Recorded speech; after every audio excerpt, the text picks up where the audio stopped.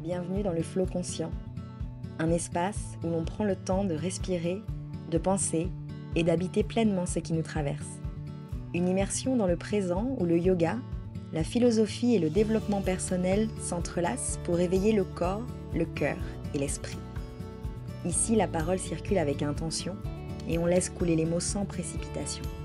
En solo ou avec un invité, je t'accompagne dans l'exploration d'un flot à la fois ancré, lucide et vivant.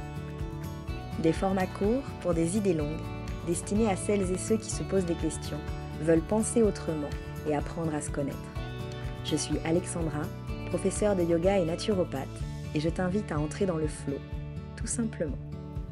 Et bonjour et bienvenue dans ce nouvel épisode du flot conscient. Alors cette semaine, un petit peu particulière, j'ouvre un cycle d'épisodes que l'on va retrouver, que je vais faire tous les mois. Du coup, tu vas comprendre pourquoi. Peut-être que le thème et le titre de l'épisode t'a déjà vraiment glissé un indice conséquent. Aujourd'hui, on va démarrer une série sur les signes astrologiques. Alors moi, je ne suis pas du tout experte de l'astrologie, mais c'est un sujet qui m'intéresse pas mal. Je me suis beaucoup questionnée sur mon propre signe astrologique. Moi, je suis Capricorne. On n'y est pas encore, on aura le temps d'en reparler. Moi, je me suis beaucoup questionnée en fait sur mon signe astro, ce que ça veut dire lorsque tu vois des espèces de description de ton signe astrologique. Est-ce que tu te reconnais là où tu observes que non, tu rentres pas dans les cases. Après, on te parle des décans, on te parle aussi de ton ascendant. Enfin, il y a beaucoup de choses comme ça, moi, qui me questionnent. Mais en vrai, ça m'amuse plus que ça ne construit un vrai socle à partir duquel je travaille. Mais quand même, j'aime bien lorsque je rencontre les gens et du coup je suis cette personne hyper creepy qui va te demander au bout de 10 minutes quel est ton signe astrologique. Je suis cette personne vraiment bizarre et flippante qui te pose la question de ton signe astro et qui va très vite derrière aller chercher un petit peu ce que ça signifie ton signe astrologique et je sais pas, sans dire qu'on peut faire des généralités, mais j'ai quand même la sensation que ça me donne des clés pour entrer en lien avec les personnes plus rapidement et sur un autre niveau.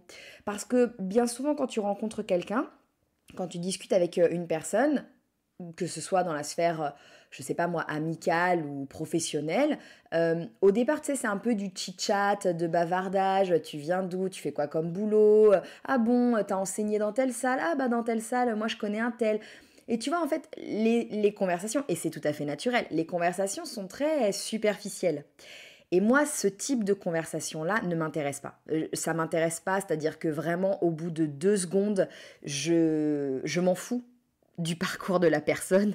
Je n'aurais jamais retenu avec qui elle a travaillé, chez qui elle a fait sa formation, enfin, à moins que vraiment il y ait une information ultra percutante, soit parce qu'on l'a en commun, soit parce qu'on a un parcours un peu similaire, soit parce qu'au contraire, la personne vient d'un univers complètement what the fuck pour moi et hyper éloigné, mais sinon que t'aies 38 ans ou 45, que t'habites dans le 78 ou dans le 92 et que tu sois devenu professeur de fitness parce que, je sais pas, ton ancien métier de comptable te saoule. Et ça, c'est des informations que je vais oublier très très vite.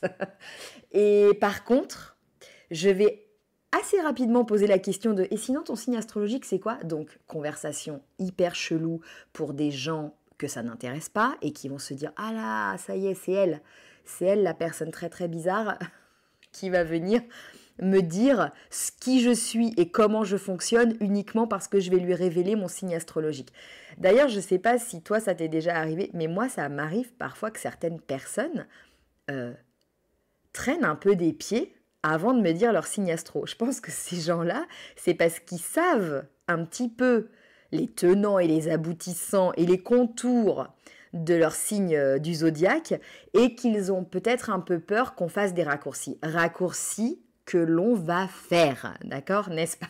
C'est sûr et certain qu'on va faire les raccourcis. Moi, j'ai conscience que quand je dis aux gens que je suis Capricorne, j'ai conscience que ça pose un contexte, que ça amène certaines considérations, je le sais. Et quand quelqu'un en face me dit « ben moi je suis Gémeaux », ben ça veut dire quelque chose. Quand la personne me dit « je suis Poisson », ben ça veut dire quelque chose. Et puis ben après, quand quelqu'un me dit « je suis Cancer », ben moi mes 2 parents sont Cancer, donc forcément, il y a un biais. Il y a quelque chose qui intervient à cet endroit-là. Quand quelqu'un me dit « je suis Vierge », pareil, il y a un biais, ma sœur est Vierge. Donc en fait, cette information, qu'on le veuille ou non, elle dit de nous quelque chose, et si ça intéresse la personne en face, ça dit quelque chose de la personne. Donc dans le cadre d'une mise en relation, dans le cadre d'une rencontre, ce sujet-là, moi, va m'intéresser. Donc, si toi, c'est pas ton cas, je t'invite à zapper l'épisode, ainsi que tous ceux qui s'inscriront dans cette lignée. Mais si jamais tu es un petit peu curieux, si ça t'amuse, si tu as envie d'entendre un peu des clichés, tu vois, les enfonçages de portes ouvertes, si tu as envie de prendre le truc à la légère, puisque attends, on va pas se prendre la tête, vraiment, je pose les bases tout de suite. Là, vraiment, on n'est pas là en train de dire « Ah, mais toi, t'es comme ci, mais toi, t'es comme ça. » On n'est pas du tout en train de montrer du doigt. J'avais juste envie de faire un épisode et une suite d'épisodes sur un ton léger. Et c'est simplement, voilà, pour rire un peu ensemble, faire preuve d'autodérision. Et peut-être que sous cette surface, il y a peut-être des questions à se poser. Donc, je démarre cette série avec le signe du Scorpion. Nous sommes entrés depuis le 23 octobre dans le signe du Scorpion. Et le Scorpion, c'est souvent un signe, quand quelqu'un dit « je suis Scorpion », je ne sais pas si tu as remarqué, en face, il y a un peu ce « ah, c'est pas simple, c'est pas facile ». Bon, cette réaction, je pense qu'elle est essentiellement présente parce qu'on a l'image de l'animal qui va, avec sa queue, pouvoir terrasser ses adversaires. Ça, c'est le premier truc, mais qui peut aussi, et ça, je pense que c'est ça qui nous questionne un peu plus, qui peut aussi se donner la mort à lui-même, puisqu'il a la possibilité de se tuer lui-même, de se suicider, donc, avec sa propre piqûre. Et ça, c'est quand même très particulier. Je veux dire, il y a assez peu, dans le signe du zodiaque, dans le règne animal, il y a assez peu d'animaux qui sont en capacité de se mutiler encore que peut-être, mais de se tuer. Donc je pense que cette réaction du, tu vois, le nez froncé, les sourcils plissés et le petit, comme ça, crissement de dents, je pense que ça vient beaucoup de l'image qu'on a du Scorpion. Donc le Scorpion, c'est un être, souvent tu vas observer, c'est un être qui va amener un peu de mystère, de l'intensité et quelque chose d'un petit peu magnétique. Donc on va observer les qualités, les défis de ce signe qui est un peu fascinant. On va comprendre aussi, le Scorpion c'est un signe d'eau, donc je vais t'emmener dans cet univers de la catégorisation des signes en fonction des éléments. Je vais t'expliquer ce qui distingue ce signe d'eau des autres signes d'eau, parce qu'il y a 3 signes d'eau en tout. Et puis, on va découvrir comment l'énergie du Scorpion vit en chacun de nous, qu'on soit Scorpion ou qu'on soit pas Scorpion. Et là, durant tout ce mois qui vient, qui s'écoule, en fait, on va tous être traversés par l'énergie du Scorpion. Donc ça peut nous intéresser quand même pour analyser nos propres fonctionnements et pour nous regarder un peu plus. Les signes d'eau, donc, je commence avec ça. Les signes d'eau, Cancer, Scorpion, Poisson. Les signes d'eau, ce sont des signes d'une grande sensibilité et d'une profondeur émotionnelle. On dit, on a tendance à penser que les signes d'eau sont un peu comme les gardiens d'une espèce de monde intérieur, si tu veux. En fait, on dit qu'ils sont dans une sensibilité telle qu'ils sont capables de ressentir avant de comprendre, avant d'intellectualiser. Ils perçoivent avant de pouvoir mettre des mots, avant de pouvoir verbaliser, avant de pouvoir parler. L'eau, c'est l'élément des émotions. Si tu vois un petit peu le parallèle que je vais faire avec le yoga, on pense que l'élément de l'eau est situé dans notre bassin, au niveau de notre deuxième chakra, au niveau du sacrum donc, et c'est aussi dans cette région-là que l'on va parler d'intuition, d'adaptabilité, de fluidité, de transformation. Donc en fait, les signes d'eau et l'élément eau nous ramènent à la même chose, c'est-à-dire cette connexion un petit peu fine et subtile au monde des émotions, à notre capacité de perception, d'intuition, de claire perception, je ne sais pas comment le dire, presque une espèce de capacité un petit peu extra sensorielle. Tu vois, il y a quelque chose un petit peu de cet ordre-là et qui va d'ailleurs peut-être leur rendre à ces signes d'eau la tâche un petit peu difficile quand ils vont être en lien avec d'autres signes. Si tu veux, je peux aussi te dire après avec quels signes les signes d'eau s'entendent le mieux. Mais ils vont être dans cette capacité fine de ressentir quelque chose, mais pas en capacité tout de suite de matérialiser ce qu'ils ont ressenti. Et ça, pour eux, ça peut être un petit souci dans le lien à l'autre. On dit que le cancer va protéger et nourrir. On dit que le poisson rêve et fusionne. Et on dit que le scorpion, lui, transforme et transmute. Donc ça va nous intéresser, pour ce mois d'octobre-novembre, là, ça va nous intéresser cette transformation et cette transmutation véhiculée par le signe du scorpion. Donc le scorpion, son énergie fondamentale, c'est donc un signe d'eau, on vient de le dire, il représente la puissance de la régénération. On en a parlé également, il va symboliser une sorte de mort symbolique, puisqu'il a la capacité de se tuer lui-même, donc d'achever un cycle, il peut décider de mettre fin à un cycle.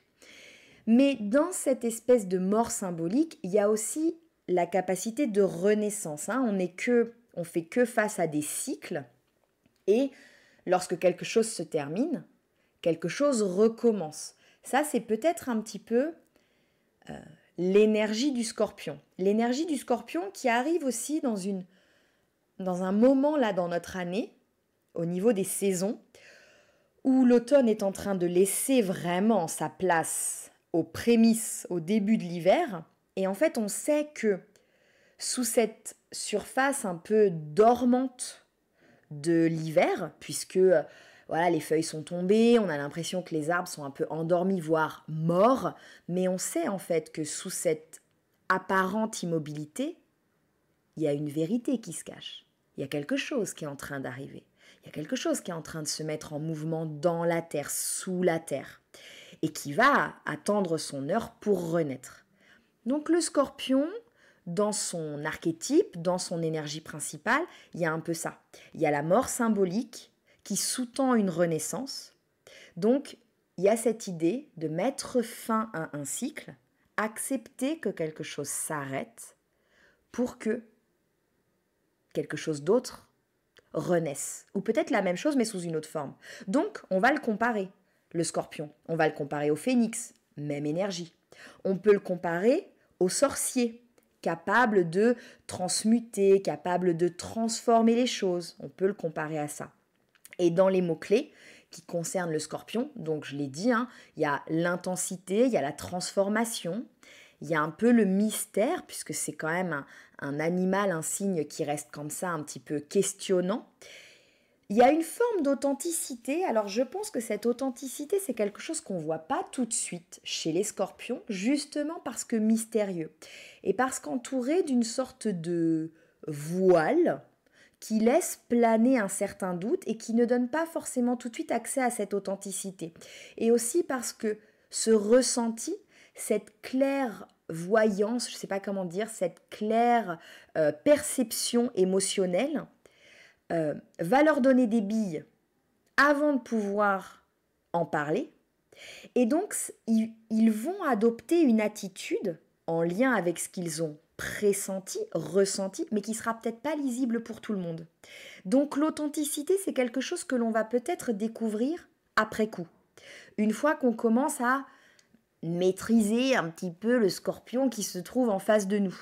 On va peut-être se dire, ah oui, en fait, c'est quelqu'un de sincère, ah oui, c'est quelqu'un d'authentique, alors qu'au départ, je l'avais peut-être pris pour, voilà, quelqu'un qui essayait de manipuler un peu son monde, qui était là, à se la jouer un peu, tu vois. Je sais pas si en 2025, on peut encore dire il se la joue, mais qui se la jouait un peu, une personne qui était un peu dans ses airs, tu vois, alors qu'en fait, cette personne était déjà dans une attitude qui correspondait à ce qu'elle avait pressenti de la situation, mais sans pouvoir l'expliciter.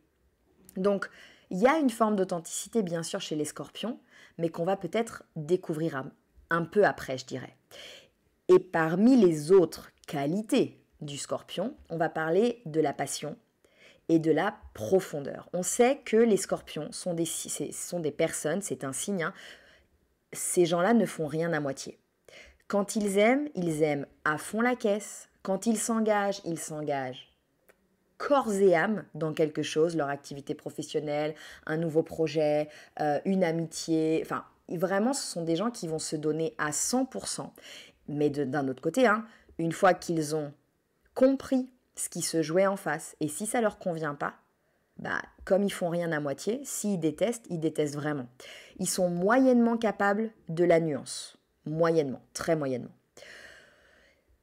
Ils sont aussi très intuitifs, donc ça c'est quand même très en lien avec l'élément de l'eau, et ce sont des qualités qu'on va retrouver quand même aussi chez les poissons et chez les cancers. Donc ils sont très intuitifs et ils vont être assez lucides.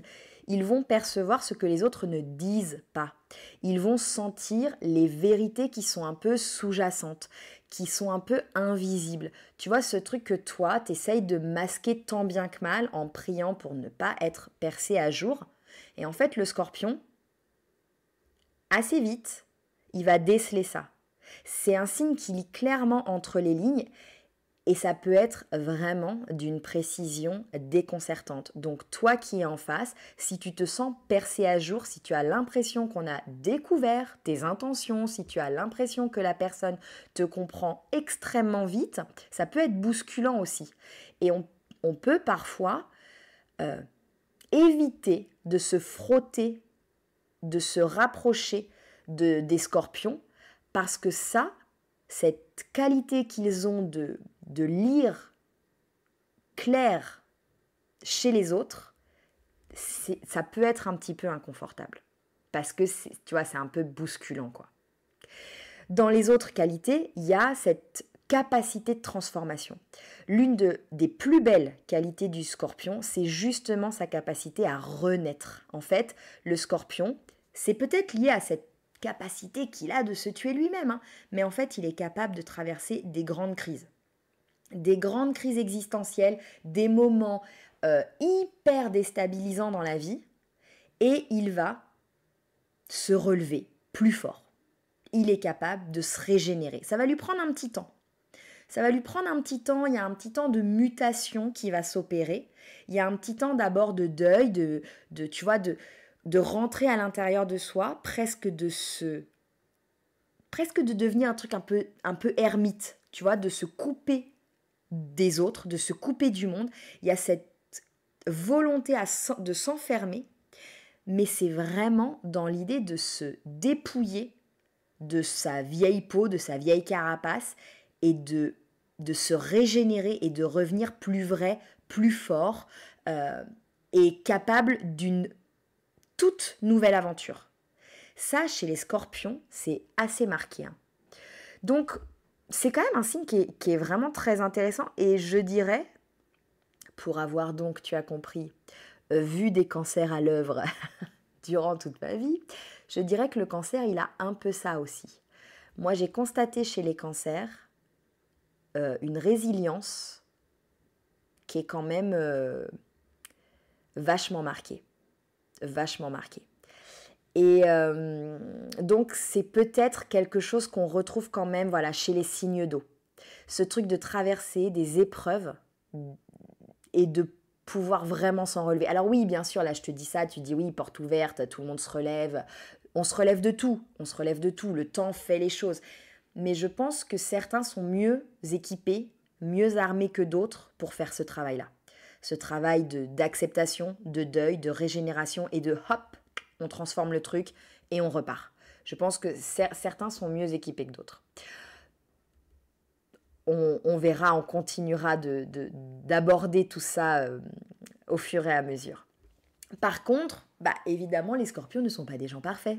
Si jamais vous êtes scorpion, si jamais tu es scorpion et que tu écoutes cet épisode, pour l'instant, tout va bien, dans le meilleur des mondes. Mais attention, attention parce qu'on a des petits travers chez les scorpions. Les scorpions sont contrôlants et assez méfiants. Parce qu'ils vont avoir un besoin d'intensité dans leur vie, ils vont avoir besoin que les choses soient vécues fortement, mais du coup, ça va les pousser à contrôler leur environnement. Beaucoup. Ils vont avoir besoin de maîtriser ce qui les entoure. Ouais, ça c'est quand même assez marqué. Et ils vont un peu tester. Hein, ils vont tester les gens, ils vont tester les situations, ils vont, tu sais vraiment, genre, mettre un orteil dans le bassin, l'enlever. Est-ce que c'est assez chaud? Est-ce que c'est trop froid? Est-ce que l'eau est trouble, claire? 2 orteils, 3, le pied, hop, le genou. Vraiment, ils vont donner et reprendre, faire et défaire, jusqu'à ce qu'ils soient sûrs que c'est OK pour y aller. Parce qu'en fait, dans leur petit travers, les scorpions, ils craignent beaucoup la trahison. Donc, avant d'y aller franco, ils vont d'abord s'assurer qu'en face, le répondant est sincère, juste et pas chelou. Vraiment, parce qu'ils ont cette crainte de la trahison. Ils sont aussi un petit peu jaloux et possessifs, hein, parce que justement, comme ils ressentent tout très fort, les scorpions, ils peuvent se laisser un petit peu submerger, tu vois, par la peur, justement, de perdre, de pas être dans le contrôle, de pas tout maîtriser et d'être trahis. Donc, ils vont avoir ce truc un peu possessif, un peu jaloux, tu vois. En tout cas, pour les relations amoureuses, ça peut être chaud. Ça peut être chaud. Je te dis après avec quel signe les scorpions s'entendent bien, mais tu verras que dans la relation amoureuse, le scorpion, si toi, par exemple, dans tes prérogatives, t'as ton jardin secret, c'est hyper important, j'ai besoin d'être libre de mon emploi du temps, de faire ce que je veux, des allées et venues quand je veux, de pas montrer mon téléphone, de conserver cette part, tu vois, hyper intime et quelque part normale. Hein. Mais si t'es farouchement ancré à ça, attaché à ça, il se peut que le scorpion, ça tu vois, ça va peut-être le perturber un petit peu. Il va peut-être se sentir un peu vulnérable à cet endroit-là et ça peut déclencher des petits comportements un peu jaloux, un peu possessifs pour s'assurer que t'es pas en train de lui faire à l'envers le truc, tu vois. Donc, faire attention. Et du coup, où ça mène tout ça? Ça mène à la fermeture émotionnelle. Parce que s'il se sent un peu en vulnérabilité, un peu en danger, il va avoir du mal à faire confiance, il va avoir du mal à se livrer tel qu'il est et il va préférer se protéger, rester en contrôle, se protéger, mettre de la distance, reprendre son pied, son petit orteil qu'il avait trempé dans l'eau, il va reprendre ça et il va mettre le reste, il va s'éloigner un peu du reste. Donc, c'est intéressant, je pense, de se demander ce qu'on a, nous, ce que t'as, toi, ce que j'ai, moi. Tu vois, là, on a évoqué quelques qualités, on a évoqué quelques défauts. Et c'est intéressant d'observer ce qu'on a, nous, de scorpion. Par exemple, si toi, tu as besoin d'intensité dans ta vie, comme le scorpion, comment ça se manifeste? Si tu as l'impression qu'en te livrant, en te montrant un peu vulnérable, en parlant de tes faiblesses, si tu as peur systématiquement qu'on utilise ces choses-là contre toi, qu'on te la fasse à l'envers, etc., observe que ces traits de caractère-là, tu les partages un petit peu avec le scorpion, tu vois. il y a des choses qui sont intéressantes, je trouve. Et surtout que là, sur cette période, mi-octobre, on va dire mi-novembre, en fait, on va tous être amenés à traverser un petit peu cette énergie-là. Donc, je trouve que c'est quand même intéressant de ramener à soi, même si t'es pas Scorpion, de ramener à toi et de te dire, ok, moi aussi j'ai un peu ce truc-là, donc peut-être que là, pendant la saison du Scorpion, ça risque d'être exacerbé. Ou alors de te dire, bah non, je l'ai pas du tout ce truc-là. Moi, je suis pas du tout quelqu'un de jaloux, je suis pas du tout quelqu'un de possessif. Et puis moi, l'intensité dans la vie, mezzo, quoi, tu vois, vraiment. J'aime plutôt bien les trucs plan-plan et tout, la tranquillité, machin. Si toi, observe que peut-être là, pendant cette période, peut-être que tu vas être un petit peu bousculé par un petit peu de changement. Et il va falloir que tu t'adaptes, et il va falloir que tu fasses preuve un petit peu de... Faut être capable de rebondir, j'allais dire de rebond, voilà. Sois capable de rebond, peut-être. Quand le Scorpion, il est équilibré, c'est-à-dire lorsqu'il n'est pas poussé dans ses retranchements, lorsqu'il n'est pas poussé dans ses travers, lorsqu'il est aligné, le Scorpion, il va en fait inspirer les autres à affronter leur propre vérité. Et comme il a cette capacité de régénération, ça peut devenir un ami, un allié de guérison. Vraiment. Parce que lui, il va te montrer que finir un cycle, mettre fin à quelque chose, c'est pas grave. C'est pas grave parce que tu vas te relever. Tu vas te relever, tu es capable de repartir plus fort, plus léger, meilleur, sur une nouvelle aventure. Donc, ça peut être intéressant quand même de se lier à un Scorpion parce qu'il va amener ça dans ta vie si tu l'as pas tellement. Il va t'obliger à te regarder en face et il va un peu te dire, mais là, en fait, ce boulot, on est d'accord que tu y restes, mais que tu y restes pour toutes les mauvaises raisons de la Terre.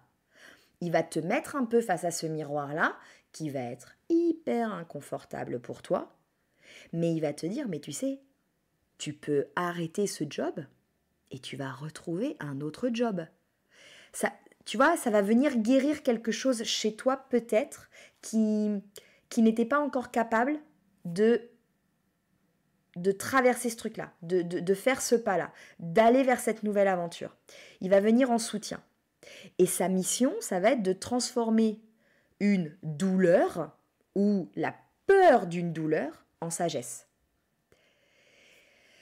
Vraiment, je pense que le Scorpion, c'est un signe, j'ai vraiment cette sensation que c'est un signe qui, bien que contrôlant, et ça, moi le contrôle, c'est quand même un terme qui me parle particulièrement, mais j'ai l'impression que c'est un signe qui va être effectivement dans le contrôle, mais il va nous permettre d'être dans le contrôle, mais dans le contrôle confiant. Je sais pas comment te dire, pas dans le contrôle flippé, pas dans le contrôle anxieux, dans une forme de contrôle un peu en quête d'authenticité, tu vois. Quelque chose, oui, voilà, j'aime bien connaître les contours de mon environnement, mais je le fais pas par peur. Je le fais pas parce que je suis insécure. Je le fais parce que ça me donne un socle à partir duquel je vais pouvoir évoluer. Je pense que c'est ça. Il nous enseigne que la vraie puissance, c'est pas dans la maîtrise de l'autre. C'est pas l'autre qu'on veut maîtriser. Même si on est un petit peu jaloux, même si on est un petit peu possessif, c'est pas vraiment dans la maîtrise de l'autre. Il faut d'abord se transformer soi-même. Il faut renaître soi-même. Il faut se régénérer soi-même. Je pense que c'est ça, la qualité première du Scorpion. Et donc, avant de clôturer cet épisode sur les Scorpions, qui j'espère t'a passionné, te passionne, je pense que le point qui nous intéresse tous, c'est de savoir avec quels autres signes le Scorpion s'entend bien. Donc, voici les quelques compatibilités que l'on va pouvoir mentionner. Déjà, on sait que des signes d'eau, quand les signes sont de la même famille, généralement, ça matche bien. Donc, Scorpion, eau, on sait qu'avec Cancer, ça va fonctionner parce qu'ils vont partager la même profondeur émotionnelle, ils vont avoir un peu la même sensibilité, un besoin de sécurité mutuelle et ça va favoriser une bonne connexion. On sait aussi qu'avec les Poissons, autre signe d'eau, ça va matcher pareil parce qu'il y a cette intensité aussi un petit peu émotionnelle et ça va créer en fait une relation assez riche émotionnellement et surtout une relation créative. Ils vont aller se challenger et se faire évoluer dans la créativité. Ça, la créativité, c'est aussi quelque chose qu'on a au niveau de la région du bassin lorsqu'on travaille, lorsqu'on exporte toutes ces qualités sur le tapis dans le yoga. Créativité, c'est quelque chose que l'on rencontre aussi en lien avec l'élément de l'eau et les hanches et le deuxième chakra. Donc, les signes d'eau, avec les signes d'eau, ça marche. Ensuite, on a 2 signes de terre qui vont bien matcher avec le signe d'eau. Alors, terre et eau, ça marche bien, mais il y a 2 signes en particulier. Il y a la Vierge. Donc, d'abord, la Vierge, elle va apporter une approche un petit peu plus pratique et ça va équilibrer l'intensité émotionnelle du Scorpion. Et les Vierges, c'est un signe qui est extrêmement fiable et très loyal. Loyal, pardon. Et ce sont 2 qualités, la fiabilité, la loyauté, sont 2 qualités qui sont grandement appréciées par les scorpions et ça va former un partenariat solide. Je dirais que professionnellement, Vierge et Scorpion, ça va très très bien matcher. Si tu dois monter une boîte et t'associer à quelqu'un et si tu es Scorpion, peut-être cherche un Vierge. L'autre signe de terre avec qui ça marche, ce sont les Capricornes. Parce que c'est pareil, il y a les valeurs de loyauté, il y a les valeurs d'engagement avec le Scorpion qui sont très proches et il y a une ambition commune. Les Capricornes, c'est un signe, alors là du coup je pourrais m'étaler mais je vais attendre janvier pour faire ça, enfin décembre, mais les Capricornes c'est un signe extrêmement ambitieux, vraiment extrêmement ambitieux, hyper déterminé, ils ont une dynamique puissante les Capricornes et ça va hyper fitter avec les scorpions. Donc c'est intéressant parce que vraiment, ils vont partager... Alors, ils ont quelques peurs communes, ils ont quelques besoins de sécurisation en commun, la matérialité, l'argent, un peu ce genre de choses, mais c'est beaucoup plus développé chez les Capricornes, ça. Mais le Capricorne, il va amener aussi une forme, et pourtant, le Capricorne, c'est quelqu'un qui est justement émotionnellement assez froid, très distancié, qui est capable de camoufler ses émotions, mais parce que le Scorpion va pouvoir lire sous la surface, le Scorpion va comprendre, va pouvoir avoir une lecture fine du Capricorne, là où le Capricorne il s'est barricadé, le Scorpion va comprendre ce qui est en train de se passer sur un autre plan, sur un autre niveau, et du coup ça va lui donner les clés pour désamorcer la situation. Et puis voilà, loyauté, engagement, sérieux, ambition, ça fait un bon duo. Après, on pourrait se demander si Scorpion-Scorpion, ça match. Alors oui, ça match. 2 scorpions ensemble, ça peut former une relation assez forte parce qu'ils ont des valeurs et des émotions qui vont être évidemment similaires, ils vont se comprendre profondément, il va y avoir un peu un effet miroir qui peut être intéressant. Par contre, si on veut être dans une relation un peu plus riche, un petit peu plus challengeante, qui nous fait grandir, qui nous fait évoluer, on n'ira peut-être pas chercher ce truc de signe à signe. Parce qu'en fait, on va se retrouver dans les mêmes problématiques, on va se retrouver dans les mêmes méandres, à prendre les mêmes virages. Et peut-être qu'on s'apportera moins de... tu vois, en termes de vision, en termes de point de vue, ce sera un tout petit peu moins enrichissant, peut-être. Et puis, il y a des signes qui représentent des vrais défis pour les scorpions. Ce sont les signes de feu. Donc, dans les signes de feu, on a Bélion. Tu fais un combo. On a Bélier, Lion, Sagittaire. Et on a les signes d'air, Gémeaux, Balance et Verseau. Et ça, ce sont des associations qui vont rencontrer des difficultés avec le Scorpion, en raison d'une nature beaucoup plus légère, beaucoup moins intense. Ce sont des signes qui flottent, pas de jugement, mais c'est un peu des signes qui flottent comme ça, qui sont beaucoup plus, je sais pas comment dire, spontanés. On a quelque chose là-dedans qui peut entraîner une difficulté de compréhension et possiblement des conflits. Donc le Scorpion, il va s'épanouir dans des relations avec des signes qui partagent finalement sa profondeur émotionnelle, mais aussi sa loyauté, sa volonté de contrôle, son besoin de contrôle et son engagement, son sérieux. tout en étant capable un petit peu de naviguer dans ces complexités, parce qu'on a vu que le scorpion, il était quand même à certains endroits pas toujours évident, que ça pouvait un petit peu être bousculant, que ça pouvait être un petit peu dérangeant à certains endroits.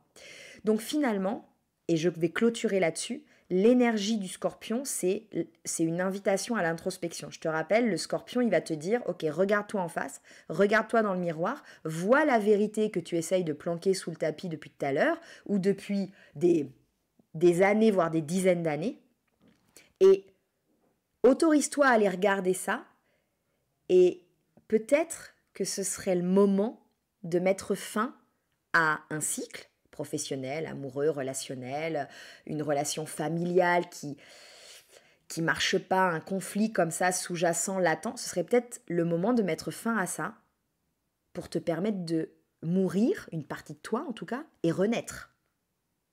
Ça, c'est intéressant. Peut-être que c'est la question là qu'on doit se poser sur octobre-novembre. Peut-être qu'on doit se poser la question de, ok, est-ce qu'il n'y a pas une partie de moi qu'il faudrait faire mourir pour m'autoriser à renaître en étant plus près de quelque chose d'essentiel pour moi, en étant plus proche de mes valeurs. Je pense que ça peut être intéressant, en tout cas, d'observer ce qui correspond au scorpion et ce qu'on pourrait être amené à traverser là dans les jours, dans les semaines qui viennent. Et évidemment, tu te doutes bien que le mois prochain, je te parlerai du Sagittaire. Donc si toi, tu connais un scorpion, ou si tu es scorpion et que cet épisode te fait réagir, si tu t'es dit « Bon non, moi je suis pas comme ça, c'est pas vrai », ou si tu t'es dit « Oh là là, mais tellement, mais mon frère est scorpion, mais il est tellement comme ça », si tu t'es reconnu là-dedans, mais je serais ravie. Vraiment, ça va me faire ultra sourire que tu me racontes ça. Donc, n'hésite pas à me laisser un petit commentaire, un mot, soit ici, à l'issue du podcast, soit sur Insta. Vraiment, ça me ferait délirer de te lire là-dessus parce que je pense qu'il y a quand même des choses, sans vouloir faire de généralité encore une fois, mais je pense qu'il y a quand même clairement des éléments sur lesquels soit tu t'es reconnu, soit tu as reconnu quelqu'un. Je te souhaite une très bonne fin de journée. Je te dis à très bientôt. Merci de m'avoir écouté. Merci d'avoir pris ce temps avec moi dans le Flow Conscient. Si cet épisode t'a parlé, n'hésite pas à le partager, à t'abonner ou à laisser un mot doux sur ta plateforme d'écoute. On se retrouve très bientôt pour un nouveau souffle, une nouvelle réflexion. D'ici là, reste en flow et en conscience. À bientôt.